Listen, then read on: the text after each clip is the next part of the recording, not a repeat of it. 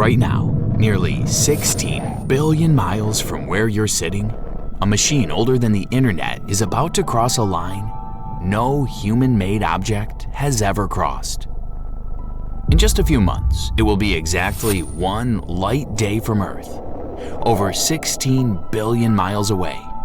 So far, that even traveling at the speed of light, a signal takes a full 24 hours just to reach it. It shouldn't even still be running. It was built in the 1970s with less computing power than the phone in your pocket. Its mission was supposed to last 4 years. It has now been flying for almost 50. And a few years ago, it sent home a signal that scientists are still trying to fully explain. This is Voyager 1, and it just proved that the space between the stars is nothing like we thought. Let's rewind for a second, because to understand why this matters, you need to know what Voyager was actually built to do, and how far it strayed from that plan.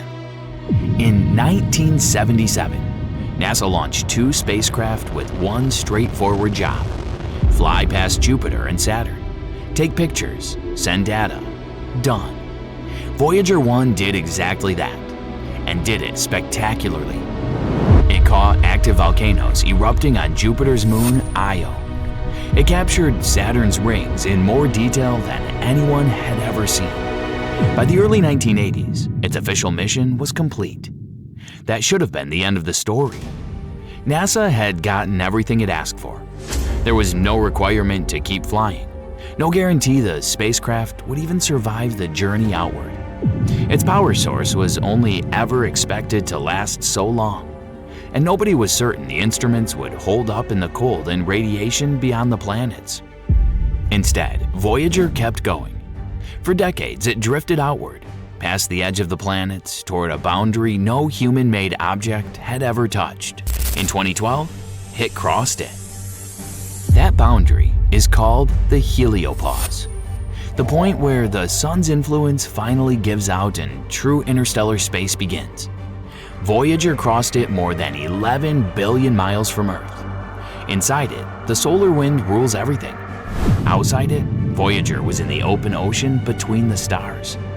And almost the second it crossed it, its instruments started picking up things nobody predicted.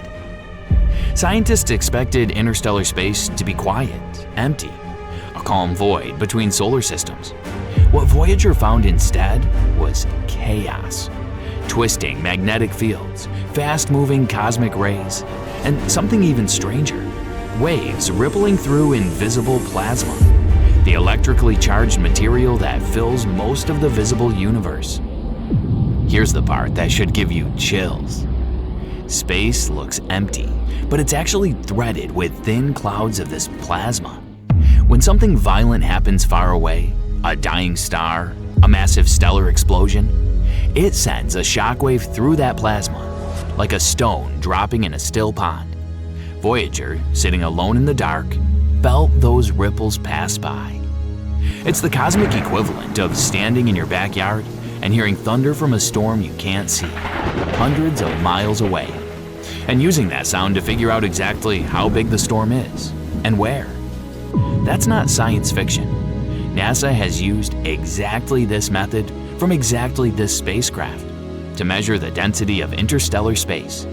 It's one of the most quietly incredible things any human instrument has ever done. But not everything Voyager has found fits neatly into a paper.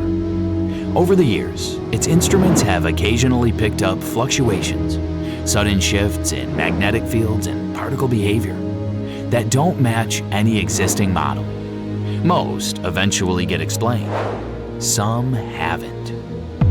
Not because the answer is unknowable, but because nobody has ever stood where Voyager is standing. We're not confirming old theories out here. We're writing entirely new ones, one strange reading at a time.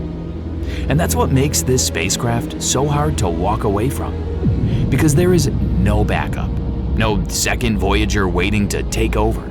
If this one goes dark, that vantage point goes with it. Its twin, Voyager 2, is out there too, tracing a different path through interstellar space. But even together, two aging probes can only tell us so much about a region this vast. Every reading either of them sends back is one of the only data points humanity has. Which brings up the most unsettling fact about this whole mission. Voyager is running out of time, and everyone at NASA knows it. The spacecraft runs on a slowly decaying nuclear power source, and every year, engineers make a hard call. Which instrument gets shut off next to keep the rest alive a little longer? One by one, its senses are going dark on purpose, just to buy it more time. And even talking to it barely qualifies as a conversation anymore. Right now, a signal from Earth already takes nearly a full day to reach it. By November 2026, Voyager will have put over 16 billion miles between itself and home. And that delay will hit the full 24 hours, the exact moment it becomes the first human-made object ever to sit a full light day from Earth. In a very real sense, Voyager is broadcasting from the past. Someday soon, maybe within the next few years, the power will drop too low, and Voyager will stop transmitting for good. Its voice will go silent, but its journey won't stop there. Because Voyager isn't just an instrument, it's also a message. Bolted to its side is a golden record, assembled in 1977 by a team led by Carl Sagan. A collection of sounds, music, and images meant to represent all of humanity. It was never a serious attempt to reach anyone. The odds of it being found are almost zero. It was built as something else entirely. A time capsule, sealed and launched into forever. Long after Voyager's instruments fail, long after everyone who built it is gone, long after Earth itself looks like it does today, that record will still be out there, tumbling silently through the galaxy, carrying a tiny piece of us into a future none of us will see. A machine meant to survive 4 years, doing a decades-long job nobody designed it for, is still teaching us things about the universe we couldn't learn any other way. And when it finally does go quiet, it won't be an ending. It'll just keep moving, past stars we've never named, through clouds of gas and dust no human eye will ever see, carrying our voice into the dark long after we've stopped listening for a reply.